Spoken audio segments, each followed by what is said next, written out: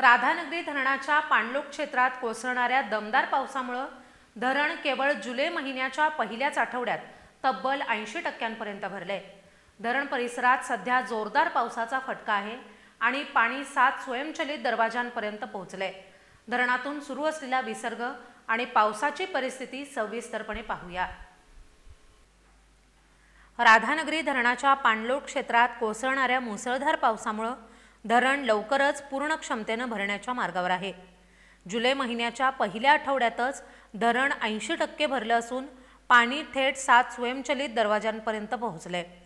यंदा मे महिन्यातच धरणात मोठ्या प्रमाणात जलसाठा जमा झाल्याने धरण लवकर भरल्याची ऐतिहासिक नोंद झाली आहे। सोमवारी सकाळी संपलेल्या 24 तासात 89 मिलीमीटर पावसाची नोंद झाली आहे, तर जून पासून आज अखेर तब्बल 2234 मिलीमीटर पाऊस पडलाय। या पार्श्वभूमीवर धरणातून सध्या 3100 क्युसेक पाण्याचा विसर्ग भोगावती नदीपात्रात सुरू आहे। नदीचं पाणी पात्राबाहेरही गेलं असून काही ठिकाणी धोका निर्माण होऊ शकतो। या महिन्याच्या 20 तारखेला पावसानं दमदार हजेरी लावल्यानं धरणातील पाणीसाठा टिकून राहिलाय।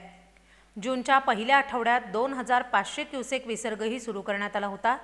त्यामुळे कोल्हापुरातील पंचगंगा नदीवरील बंधाऱ्यातील बर्गे काढताना अडचणी आल्या। सध्या धरणात मोठ्या प्रमाणात जलसाठा असून त्यामुळे खरीप हंगामासाठी शेतकऱ्यांना सिंचनासाठी मुबलक पाणी मिळणार आहे। तसंच धरणातून जलविद्युत निर्मितीही केली जाते।